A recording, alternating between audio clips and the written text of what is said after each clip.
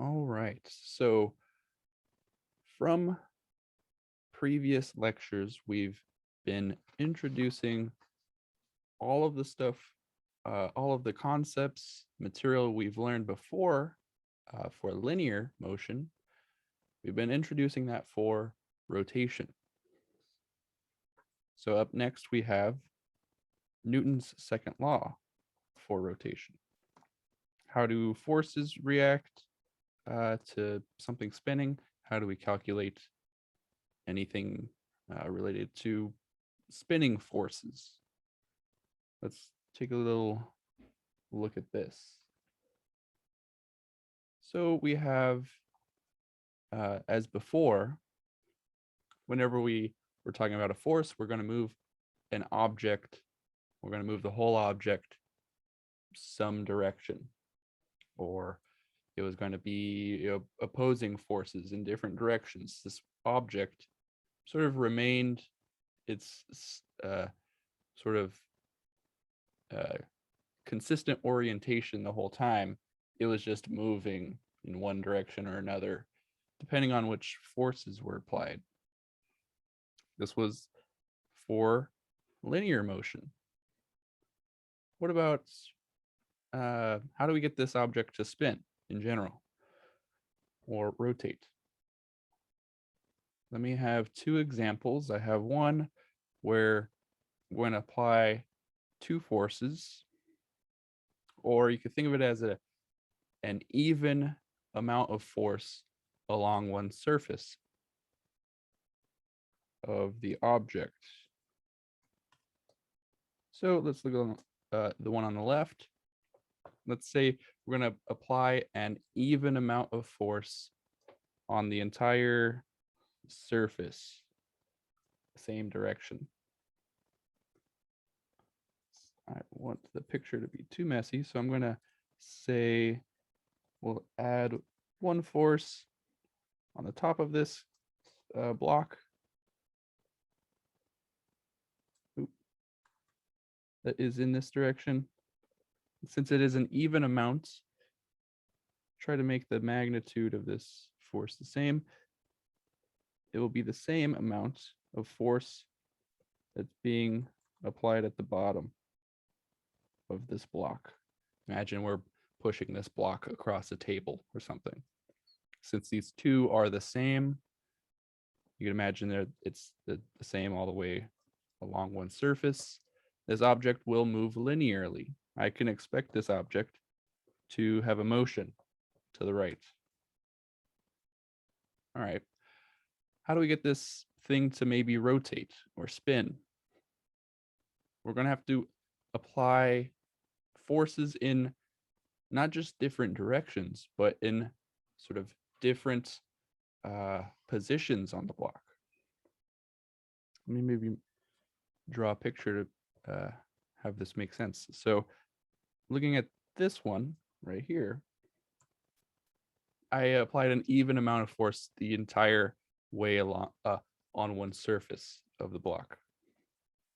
For this one on the right, let's say I apply a force to the right for the top of the block, and I apply an equal force to the left on the bottom of the block. Try to make those arrows the same size.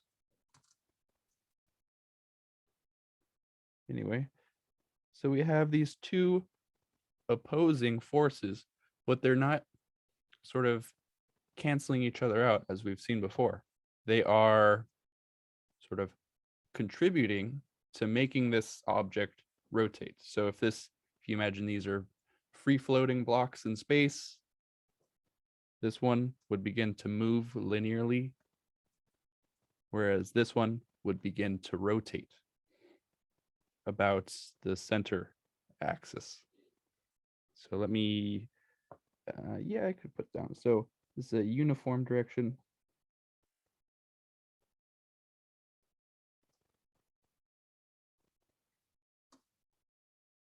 Uniform direction makes it a linear motion.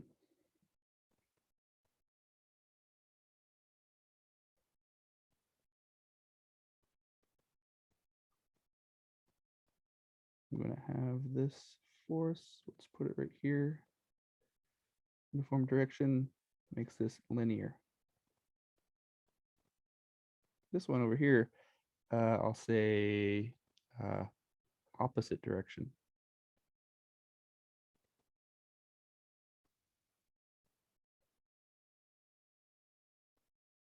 And we'll say this is what creates the rotation.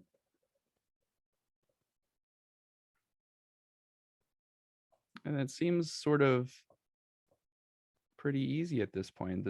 I just have to say, okay, if I have these opposing forces on two sides of this block or this object, they'll create something that rotates.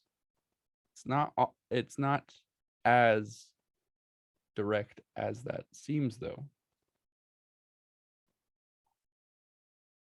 So we've seen before in the linear case, if we have two opposing forces, they might cancel each other out and create no movement at all.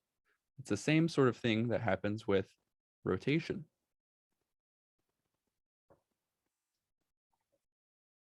So it depends on where the force exactly is that will dictate how the object will rotate. So instead of some blocks, I'm going to use some, you think of like a bicycle wheel or a ring of some sort. On one of them, on the one on the left, I'm going to say I apply a force the top and the bottom in opposite directions. And they are tangential forces, so they move exactly tangentially to the surface of this ring.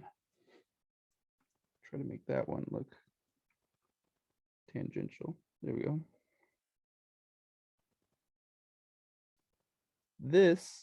These two forces would create a rotation in the object about the center axis, about the center here. So I could expect this object to start to rotate and spin. However much force is applied, it might speed up pretty fast. There is a case, though, where I don't apply the forces right on the edge, and I don't apply the forces exactly tangentially. See, this is exactly at the top. This is exactly at the bottom. And I'm applying these, maximum forces tangentially. What if I apply a force?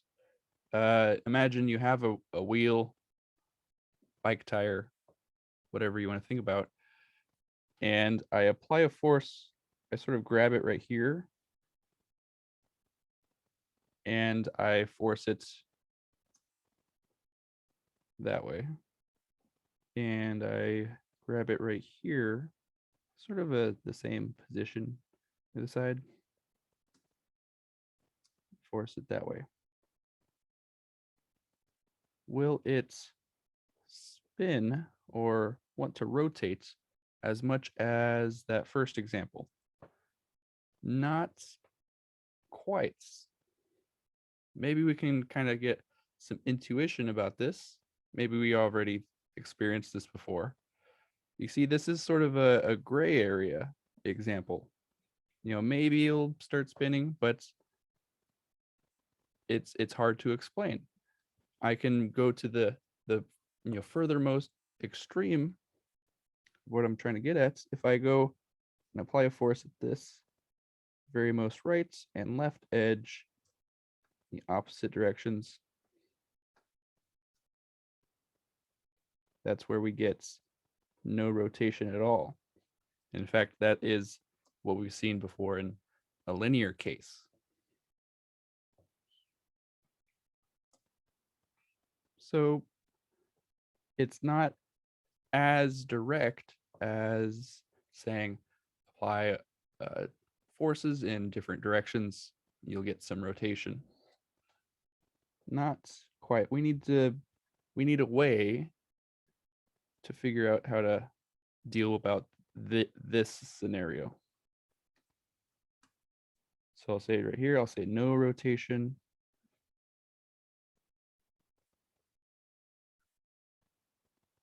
And I guess over here, I'll say maximum rotation.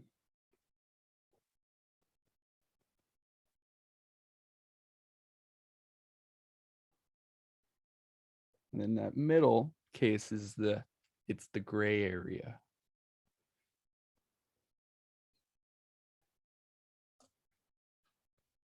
So how can we describe what's happening here? Like that. How can we describe or maybe account for that gray area in the middle?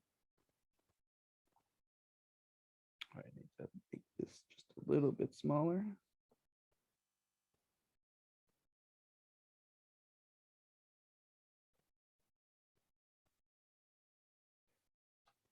So only the tangential components of the force that we're applying creates a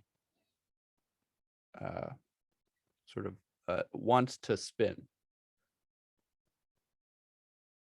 That's really easy to look at this first case over here on the left, because the complete force, the full amount of the force, so the full amount of this force right here being applied is tangential. So we see this maximum delivery of this force into it's starting to spin. Whereas we look at this case right here, it's not quite tangential. It's sort of pushing off not what would tangential of this be? Tangential is a force pointed that way. And it's not quite exactly that. Let's sort of create a new picture. Maybe I will have a better way of labeling and writing this down. So we have this mass. It's on some sort of pole spinning around a circle. So the pole, say, is a radius r, some sort of mass, doesn't quite matter. And this is this dotted line right here. That's the only path that this mass right here can move. So I've sort of limited its motion. Imagine it's, sturdy, it's pinned down, can't move any other direction except in a circle like this. So if I apply a force directly head on, I'm sort of just pushing on it inward. What is the tangential force of me pushing directly inward on it? 0. I'm pushing directly in. There's 0 tangential force, so there's 0 rotation. Also, the other extreme, if I go 100%, if I push it directly tangential, I put all of my effort into exactly a tangential force, then I will see a very great change in this angular acceleration. It will want to start to spin. Once again, we need to look at that gray area. What if we're not perfectly applying a tangential force? What if we apply a force that is off a bit?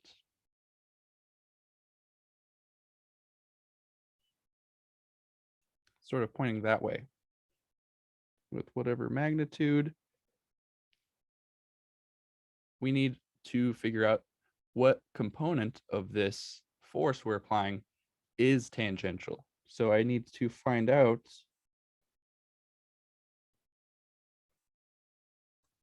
try to do that dotted line. I need to find out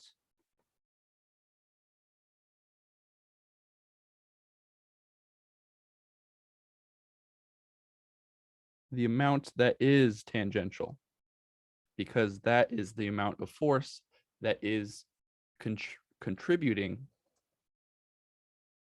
that is the force that is contributing to getting this, in this example, this is ball on a stick sort of rotating. The tangential force creates rotation. So we have this. We also need to, for reference, let's also include the angle from sort of its radial position. So radial is perpendicular. If I was to, so this is similar to when we were looking at x and y components. We have tangential and we have radial. So if I wanted to find the other force, that would be F sub R. How much am I forcing it out? That doesn't create rotation. It's not quite what I'm talking about right now, but I'll at least label it for this case. And we want to, usually the angle given would be the angle right here. We'll call that angle phi. All right. So we have this sort of an idea of where we're going. Things might rotate.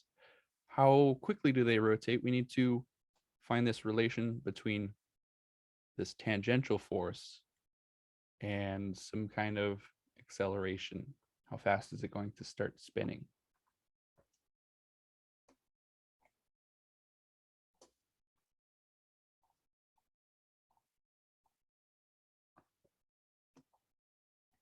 So let's use that same exact example as before. I'm going to draw the same picture as before also. So we have this. It is the rod itself is massless. We'll say it is a radius, is a vector. And we'll say this is a force. Let me, that's, and it has a tangential component that contributes to this spinning force.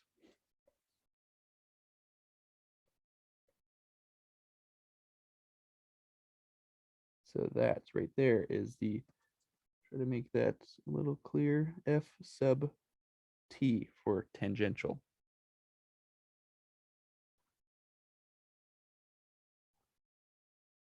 Okay.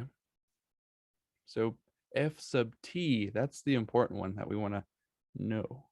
And I also need angle phi.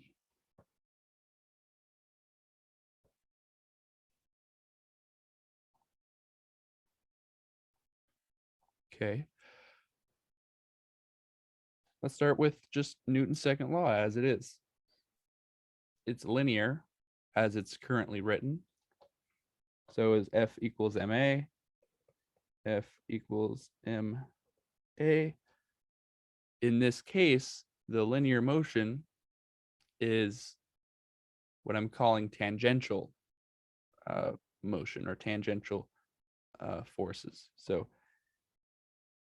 this is just me saying the tangential force is equal to the tangential acceleration.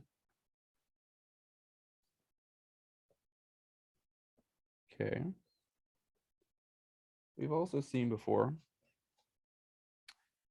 earlier in this chapter, a relation between linear acceleration and angular acceleration. I can, from one, go to the other. I've seen that if I have some kind of linear acceleration, or in this case, I'm just calling it tangential. It's just the radius of its arc times its angular acceleration. All right, now we're sort of getting somewhere. We have this force we're applying. It's making a turning acceleration, as sort of angular acceleration. Let's create an expression where they're both together. So I'm going to make something that looks like this. I'm going to say R times a tangential force is equal to mr squared times alpha. You see, I'm just putting this in there, and for reasons that I'm going to explain in just a minute, I am sort of including an additional r in both of these sides. We have this sort of relation on the left, force, tangential force times the radius where this force is being applied. This is what we're going to call torque. So I'll say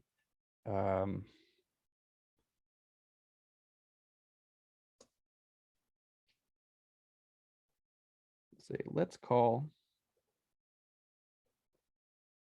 this force at some distance away from the axis of rotation. So let's call R T.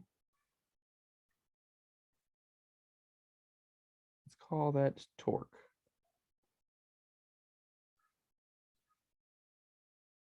And the symbol for torque is this tau. It's sort of a fancy looking lowercase t. It's a Greek letter. Specifically, I could just say the torque is tangential force times radius. Sure.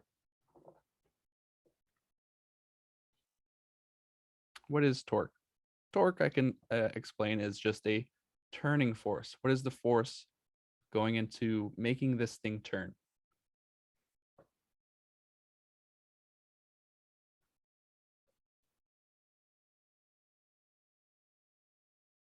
From this point, where I was going up here, let's continue. So what if this object, what if it isn't just a ball on some sort of stick? What if I want to find out the torque of a big solid object that moves? Previously, we were talking about different shapes, how they all have different moments of inertia. So there's going to be requiring a different amount of force to get different objects to spin. Some things are easier to spin than others. It's easier to spin a water bottle along its axis this way than it is to spin a water bottle this way. It's a greater amount of force needed. So how can we relate this new spinning force? How can we relate torque to moments of inertia of certain objects? So that's where we're going to go, and we're going to continue our process here. So we have torque is equal to mass times radius squared, the angular acceleration. We have a system of multiple point masses.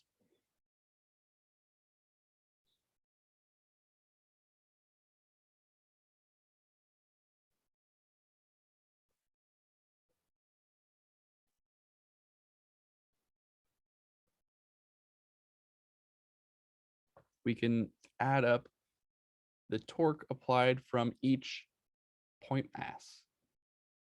Say, instead of this single ball up here on sort of stick spinning around, say it was a cluster of them, or it was I wanted to find out the torque from if I had like a windmill or something. If I wanted to find the torque from many objects around. So we can add up the torque being supplied from each separate object. That's a summation of all of the small torques.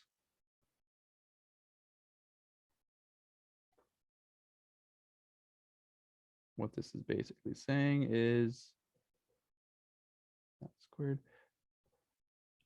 I'm looking at each object. I'm figuring out how far away this object is from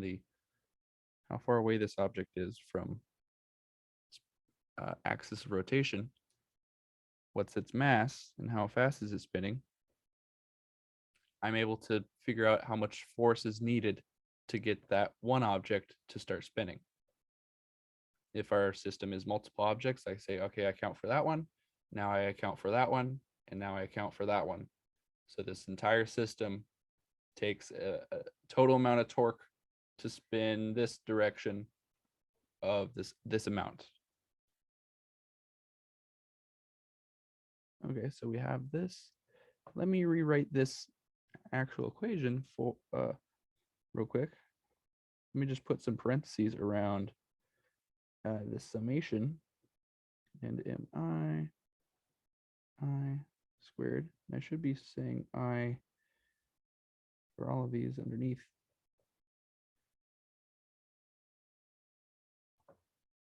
Times acceleration. We've seen this, the equation in the parentheses before, that's the moment of inertia.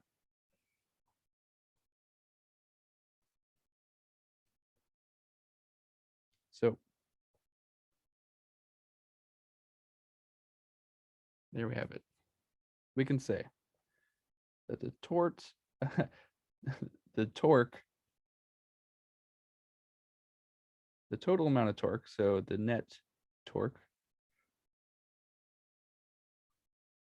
external, so all of the torque being applied from external forces,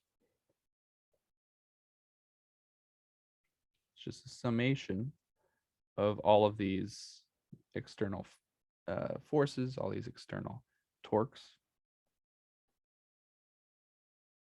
which means it is just moment of inertia of the entire system times how fast it is accelerating, angular acceleration.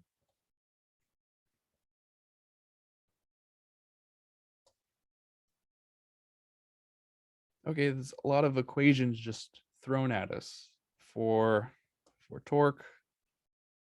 There's one up here, there's one up here, there's one right here. Which one do we use? How do we use it? When are we going to use it? Let's look at a brief example.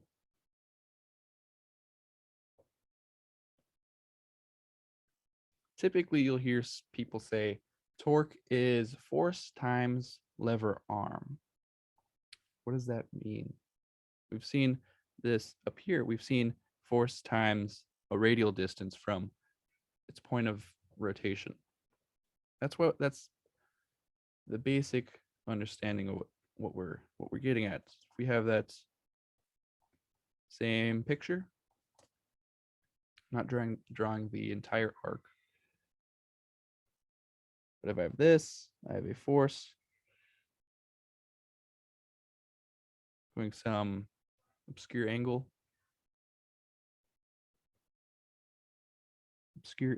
phi. It is contributing a certain amount of tangential force.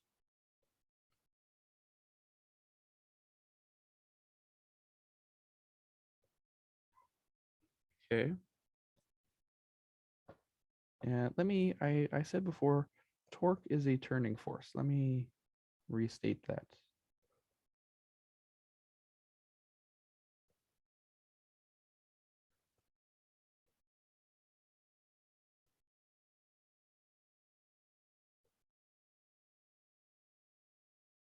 Just imagine how much force does it take to get this thing to start rotating or turning.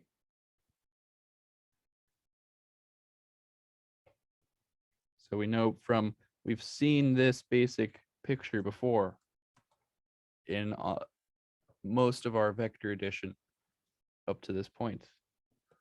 So we should be pretty comfortable in saying that the tangential force is just the total force, the magnitude of the total force, times sine phi. So we have torque is the tangential force times the radius. Maybe we don't have tangential force already. We have this obscure angle to deal with. So we say force times sine phi times r. And that's sort of what we're getting at by force times lever arm. You might see force times L as lever arm. Just keep in mind that we still have to think about this. This is the sort of basic equation we could always rely on for torque. If you go just with this, you have to keep in mind that we're looking specifically at that tangential force that we're applying.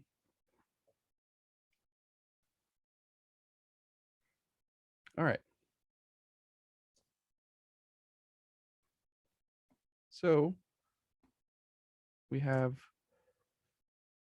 this new thing to deal with, torque, this turning force. Let's do a little example how we may see it.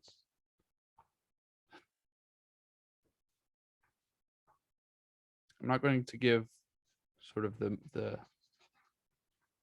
all of the torque examples for this chapter.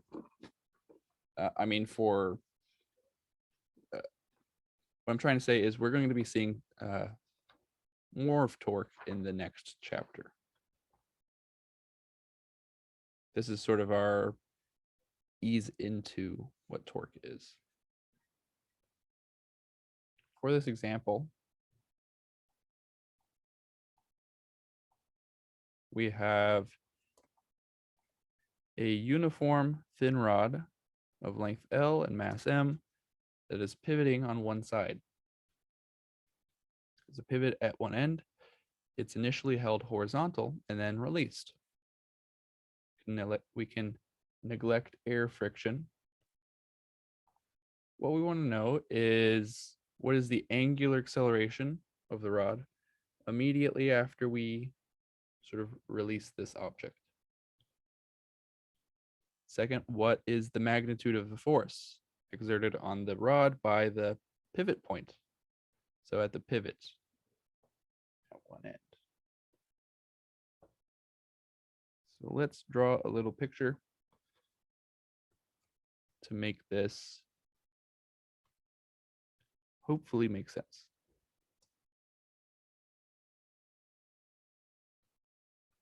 Oh, so I have one already made. That's good. So we have a uniform thin rod, and it is a length L from here to here is a length L, and it's sort of attached to a pivot point on one end. And at this exact moment, we're holding it horizontal, and we have just let it go. So it's just now starting to have this acceleration, this angular acceleration, but it's not turning yet. Okay, so we're going to, for the first part, we're going to want to find the angular acceleration. And for that second part, we want to find the magnitude of force A. Okay, interesting. Force A says exerted on the rod by the pivot right here. So if I was to hold up this uniform thin rod in space, imagine I'm holding up a ruler and I let it go. The entire object will want to fall straight down. But in this case, one end is being held by a pivot point. So you can imagine that's like me dropping a ruler, and it's like me dropping a ruler, and one end, the pivot point, is holding that side still. So it's sort of applying a force upward.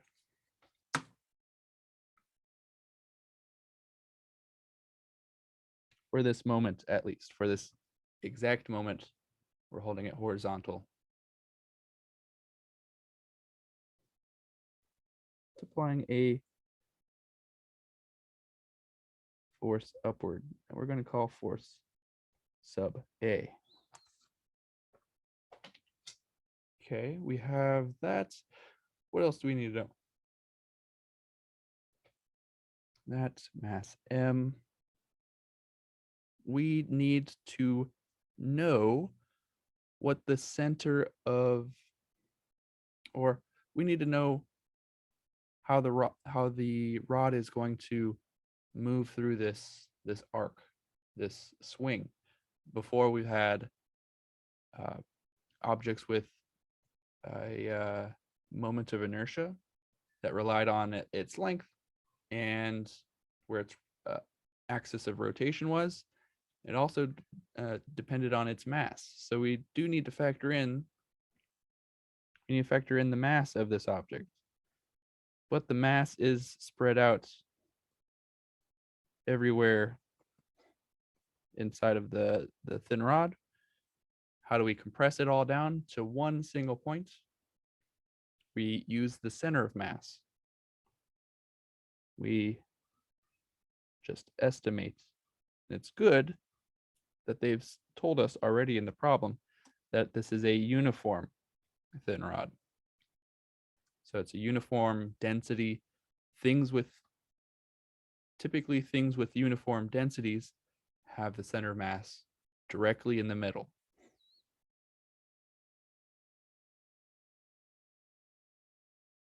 So right there is the center of mass. And I'll put it as a dot, sure. Okay. So we're going to compress the mass of this entire rod into one single point at the center of mass. We're going to have this thing to start to rotate, or we're letting it go at this instant. The center of mass is experiencing a force downward due to gravity. Force due to gravity. And eventually, we're not exactly getting to this point. We're going to say the rod will eventually start to curve. We're going to call that a negative path because typically moving downward is in the negative y direction.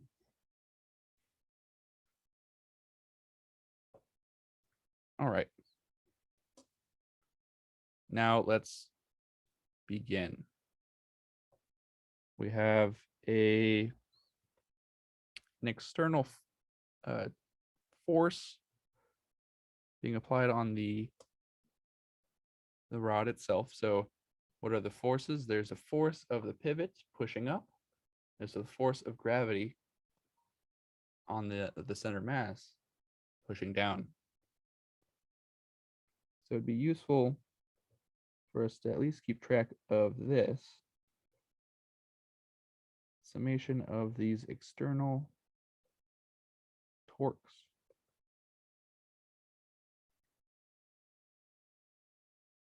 And there's the moment of inertia, so how easy this object can spin in the first place. we need, what else do we need? Well, let's figure out what the torque from gravity is. The torque applied by gravity. So this is me just sort of keeping that in mind at the moment. So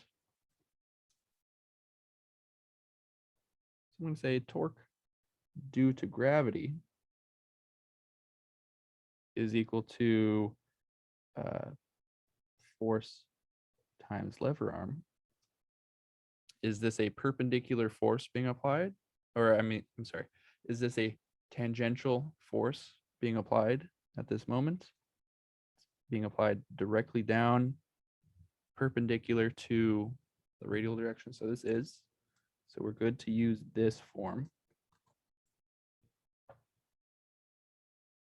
So let me rewrite that again as, I'm sorry, let me say force due to gravity times lever arm. Let me rewrite this as the mass, the entire mass of this rod is being compressed to the center of mass. And what's the lever arm in this case? It's going to be half of the total length. So L over 2.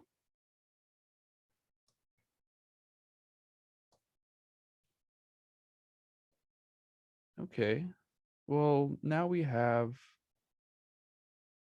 a way that maybe we can put this torque into that equation up there and solve for this angular acceleration.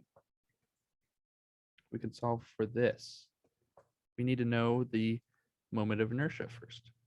What was the moment of inertia of a uniform thin rod that we're rotating at one end?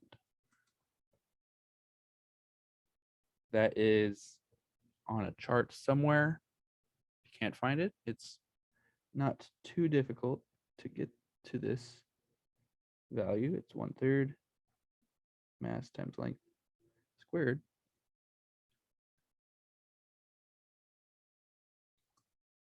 So we have these two things that can go into this equation up here. Let's rearrange it to solve for that angular acceleration.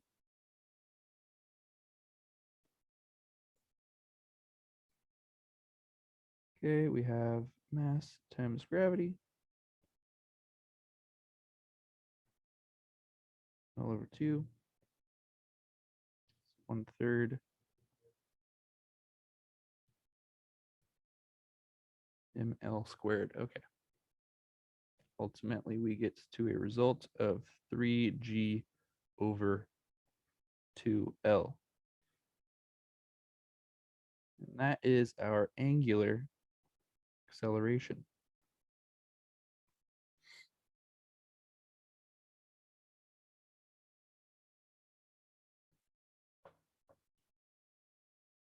All right, next up, we need to find the magnitude of force A exerted on the rod by the pivot point.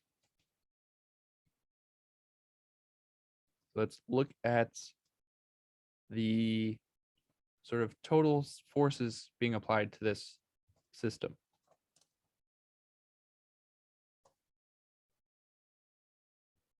So I'm going to say I'm going to add up all of the external forces that are in the y direction, sure. And currently there are 2. There is the force from the pivot point, and there's the force due to gravity. And that is sort of dictating how this mass, how the mass of the rod, the center mass, is accelerating in the y direction.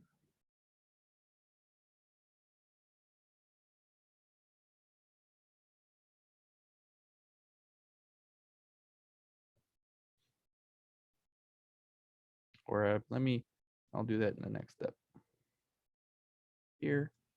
And then we'll say, now we'll add in all of the small details. So since we're saying pivot point is pointing up, this moment is positive. The force due to gravity, since it's pointing downwards, negative. And it's going to be accelerating downward also.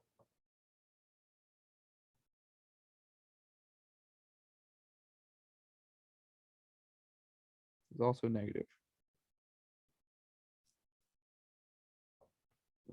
This is supposed to be a capital M because it's the total mass is being sort of compressed. There we go. And we can rearrange this to solve for that external or that force applied by the pivot point. G minus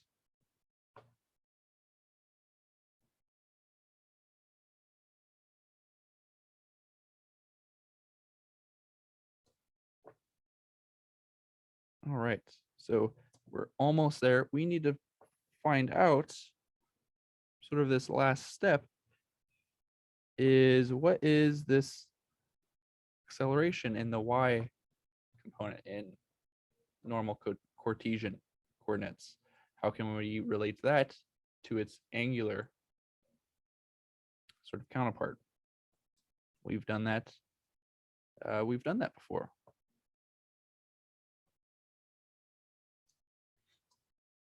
So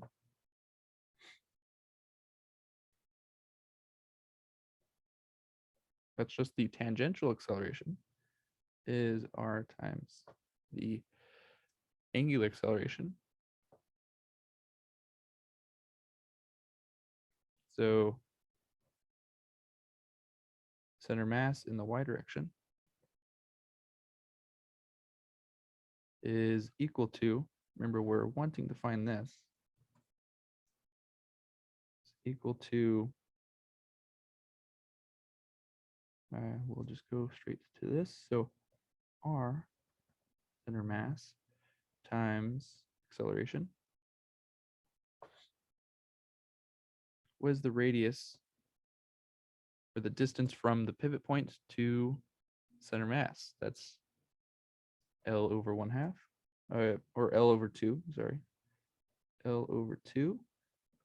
And the angular acceleration we found earlier, that was the first part of the problem.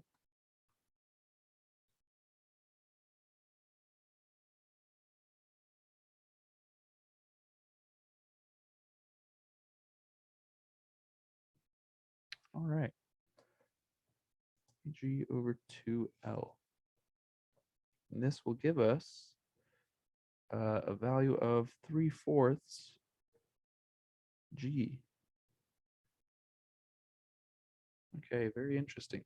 We could take this value we got and place it into this final unknown of the equation.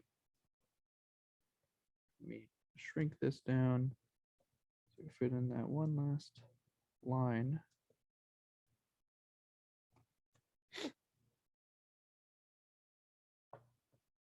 So we have this.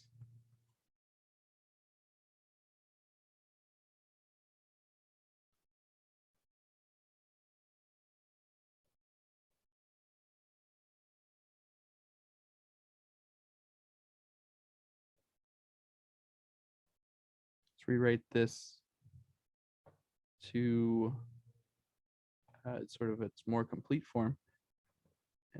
Fa is total mass times gravity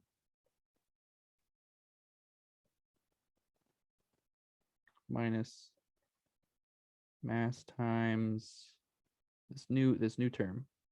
Actually, I don't want parentheses right here. It's confusing. Mass times 3/4 gravity.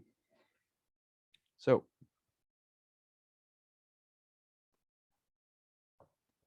F of A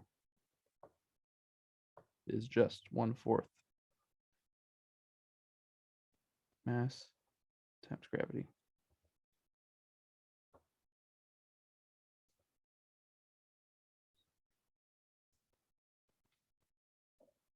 Okay.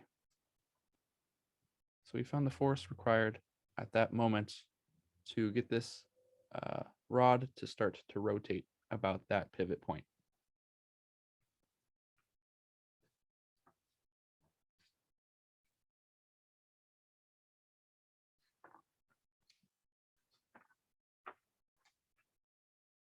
From this, there are plenty of torque examples I could go into.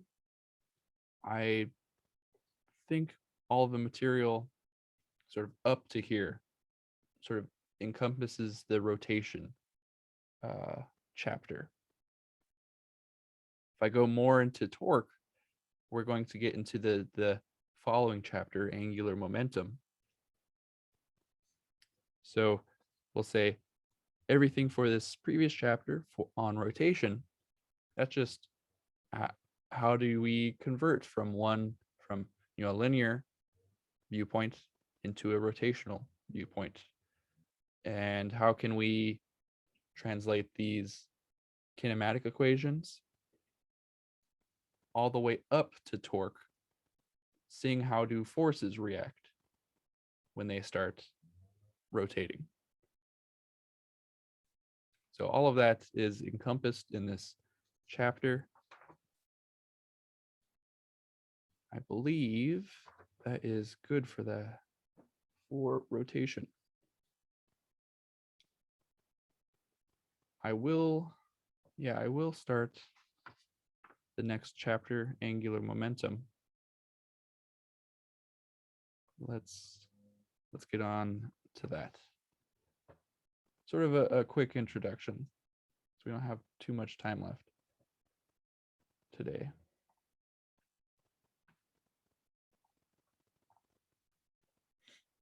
All right, angular momentum. If we think back to what we were doing before, we just, in the linear sense, we went kinematics. How does stuff move? Then we went forces, and then we went energy, and then after all of that, we got to momentum, linear momentum. We're sort of redoing all of these steps for things that spin. So now we're at angular momentum. How can we find an angular momentum? What is angular momentum? Well, just as before with the stuff with physical mass that we're pushing in a straight line, it's how easy something is, or how willing something is to change velocity. In this case, angular velocity. So something's spinning at a consistent speed. How easy can you change the speed? Make it speed up, make it stop. That's the object's angular momentum. And angular momentum is a vector. So we need a way to sort of handle this. Let's get to vector products. When we were talking about work, we went over scalar products. That was a dot product of two vectors. If you do a dot product, you end up with a scalar, just sort of a magnitude value. For a vector product, we're going to multiply vectors in a way that will give us a differently pointing vector that is orthogonal to both of those two that we have multiplied. Let's see, why are we wanting to do this? There we go. First, there we go. We know from previous chapter, I didn't want to go too much into torque, but we've seen that torque is a product of two vectors. force is in one direction, the radius or its displacement, it doesn't always have to be a solid object that's spinning.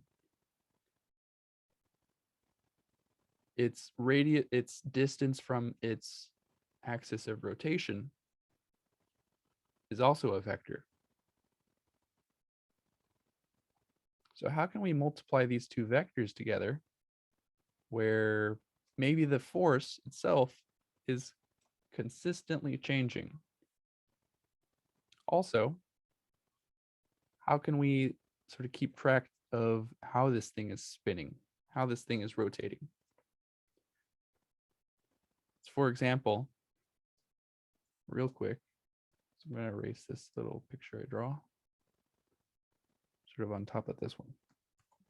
Let's say beforehand I said counterclockwise, or I said like if I grab this disc, I force it upwards,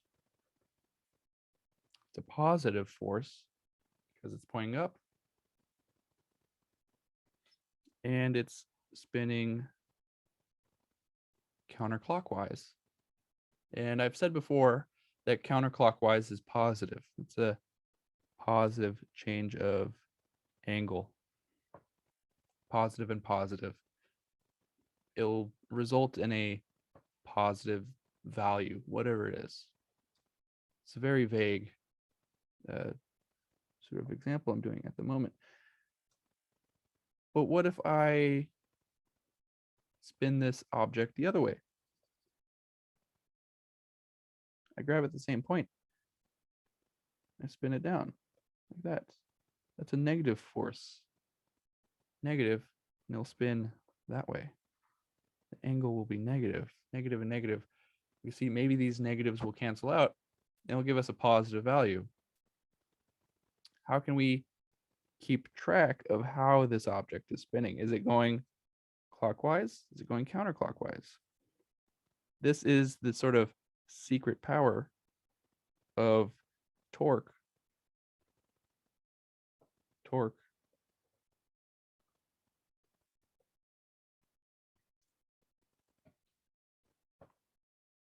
Which is that it is also a vector. Its direction is important. So torque, in a more sort of rigorous fashion, I can say torque is the cross product between these two vectors.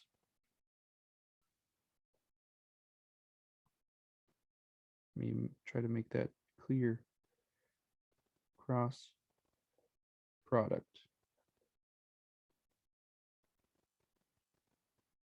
If you haven't seen a cross product before in any of your math classes, I'm going to very lightly go over it right now. I would say maybe go take a few videos in on YouTube, how to do some cross products. So we're going to be needing them for this angular momentum chapter.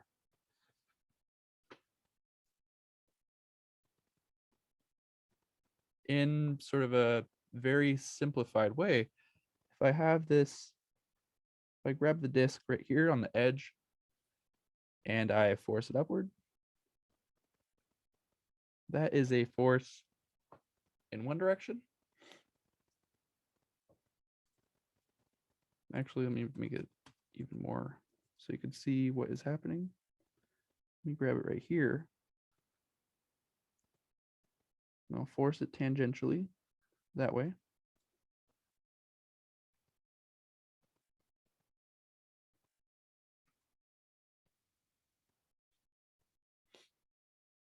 So that is a tangential force. The vector of r right here, that's going from the axis of rotation to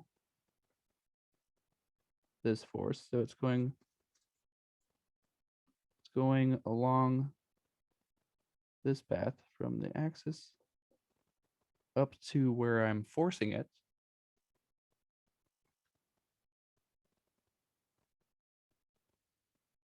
that. So I have one vector pointing one direction and another vector pointing a completely opposite or unrelated direction. What will the torque be? This is where we're going to have to also introduce the right-hand rule. I'll get to that at the bottom of this page of notes. But we're going to see that the torque in this case will be pointing out along the sort of shaft of this, what's holding this disc together. It's going to be pointing along the axis of rotation. So in this case, the torque will be that way. As a specific direction, it is a vector.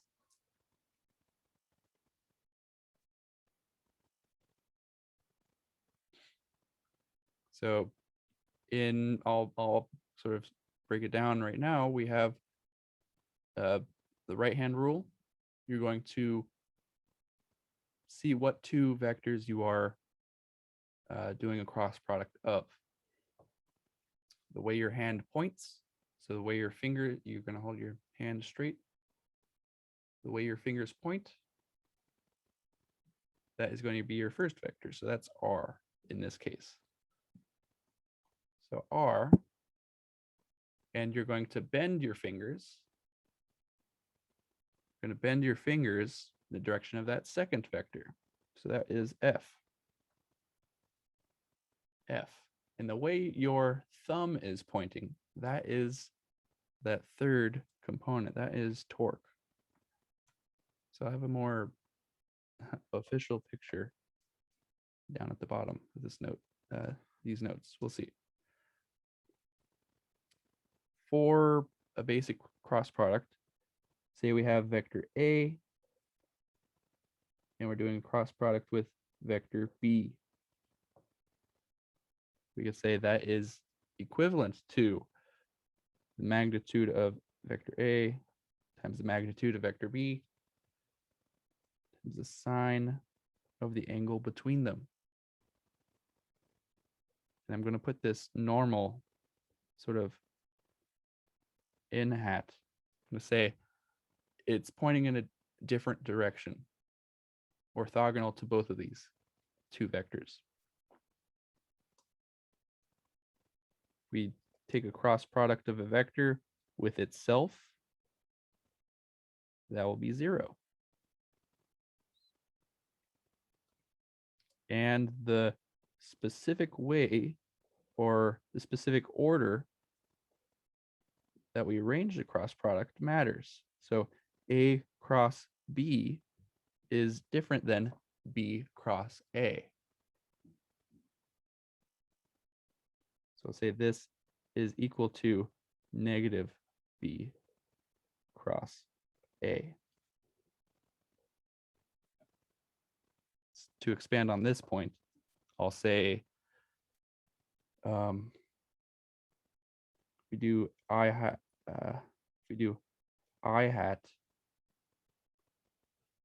cross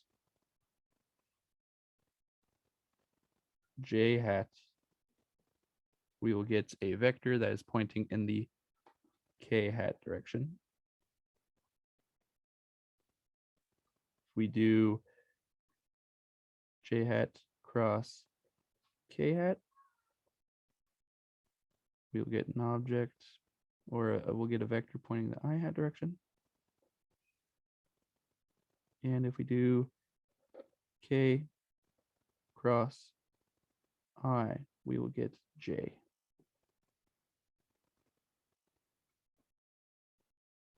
Okay, try to make these all look different.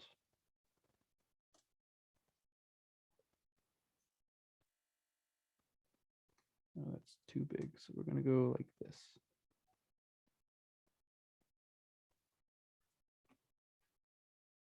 All right. So for example, if I switch to order on this, I cross j, I hat cross j hat, two different directions. If I instead do j cross I will get negative k hat. And there's plenty of other little nuances with cross products. Let me show the sort of picture that I have. Oops, still too big, so we're going to shrink the whole thing.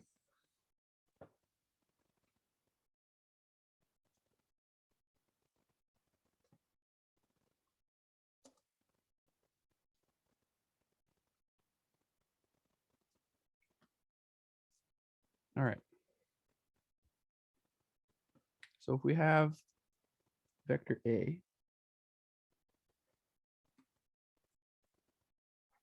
vector A is this one right here.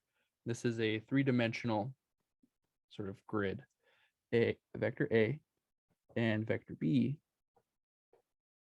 What we're doing is the difference between A and B is this angle.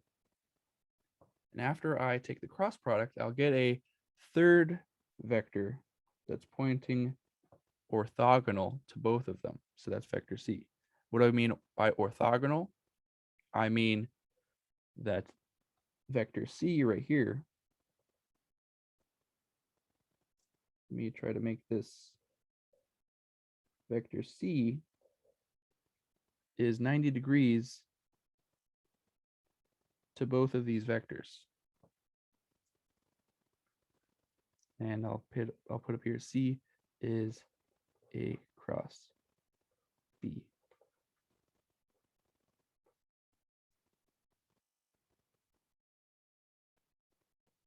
And then a picture for the right-hand rule. So you have vector A, and whichever, that will be the first one. So we point our fingers in that direction. And we make sure our hand is flat. So vector A pointing in that direction. I'm going to cross vector B. And whichever way your thumb is pointing, in this case, it's up. A cross B equals C. That's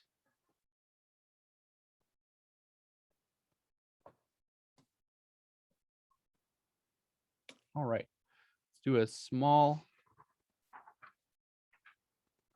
cross product example, and then we'll call it for today.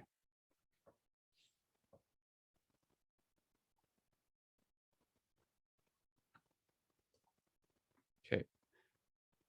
So we have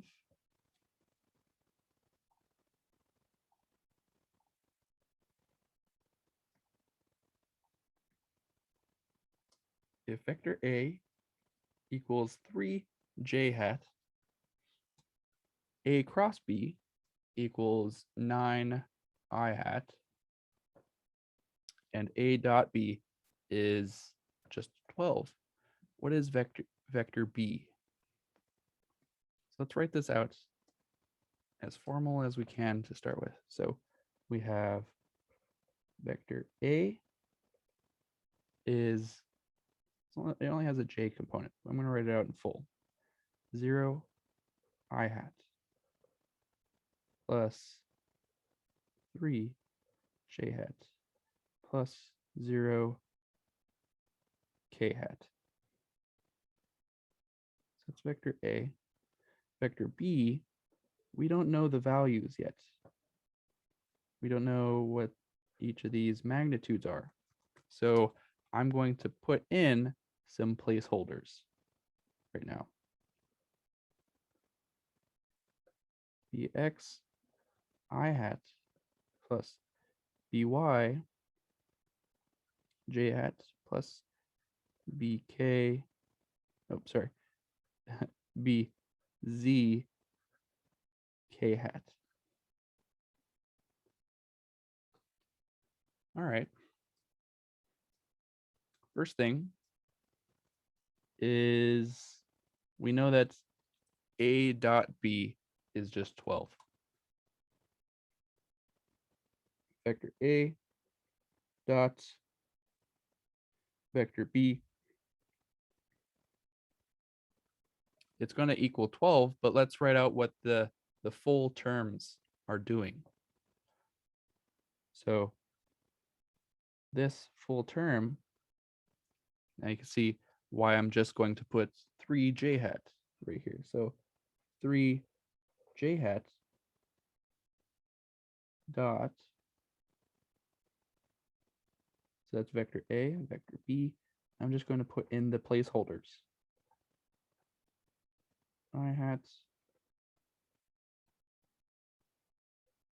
j hat, k hat. So let's do this. Distribute to each of them, but you might have already jumped ahead to know that's only the like ones will matter. Let's sort of show that. So we'll see 3bx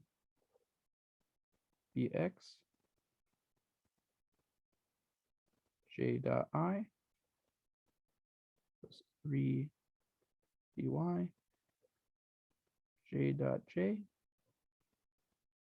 plus 3bz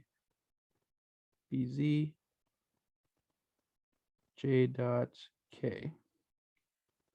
A rule of dot products is that differing directions go to 0. So right here, j dot I is 0, j dot k is 0. And like ones, so j dot j is equal to 1. So we have 3by.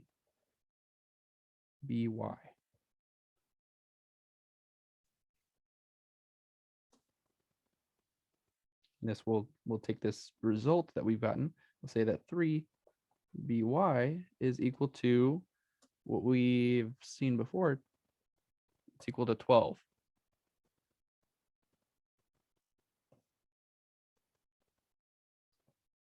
That tells us that that sort of placeholder that I was just putting in, by, is just 4, the value of 4. All right. If it's too big.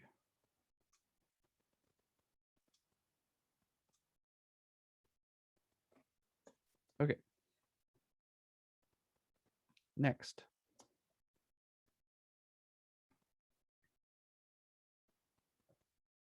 We're going to do this cross product. Vector A cross vector B. That is equal to, let's write out the full expression, or what the expression is meaning. J hat cross bx, I hat by, j hat plus bz, k hat. I don't need to plug in a value right now. I'm going to just go through with just the placeholders at the moment. All right, let's do the same thing, except with cross products. So distributing this to that, this to that. 3bx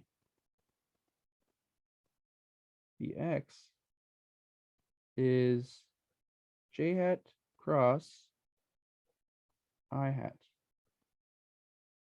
Distribute. We have 3by is j hat cross j hat. And 3bz is j hat cross k hat. All right.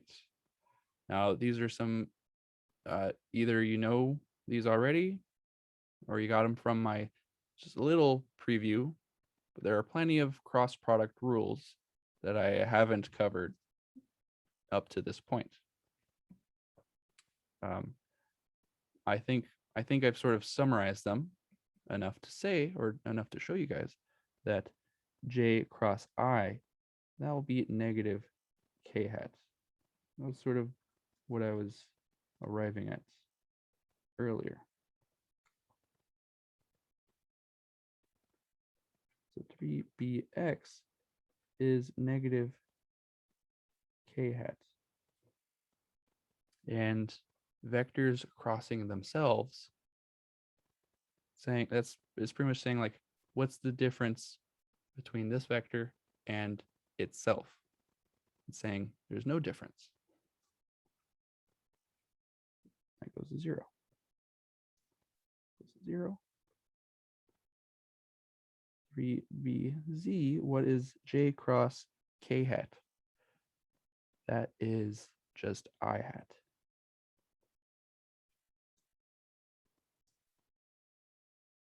And we get, I'm going to sort of take these and flip them, or sort of express them like this. So 3bz I hat. So take that one in front, minus 3bx k hat.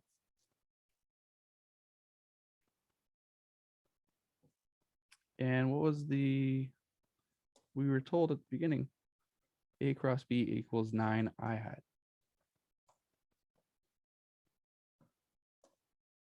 So we say 3 b 3bx k hat equals 9 I hat. So since the directions are important, I hat, there's an I hat on the other side. There is no k hat on the other side.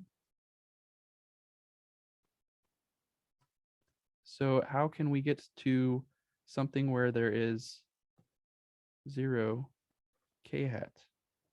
That means that bx itself has to equal 0.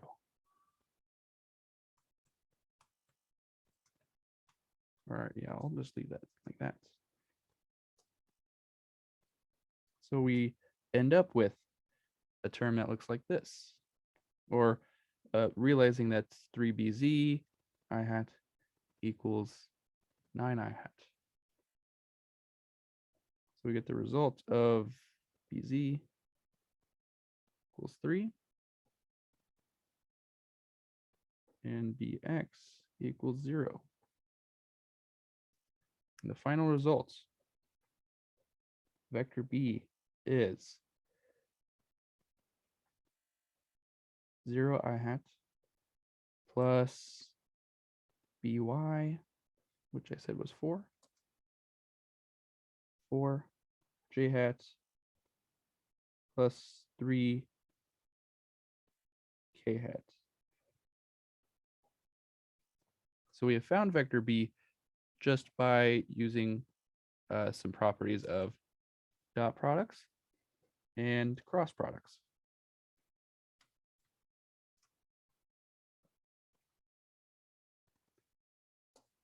Let me move that over. Okay, so I would say if you're feeling uncomfortable with this, brush up on some cross products. I wouldn't say we're going to go too much deeper than what this example is showing, but it is handy to know what we're doing. Okay, so that is our cross product example. Next time, we will continue with angular momentum. Yeah. So I think that's it for today. As always, if you guys have questions, let me know. And otherwise, hope you guys have a great weekend.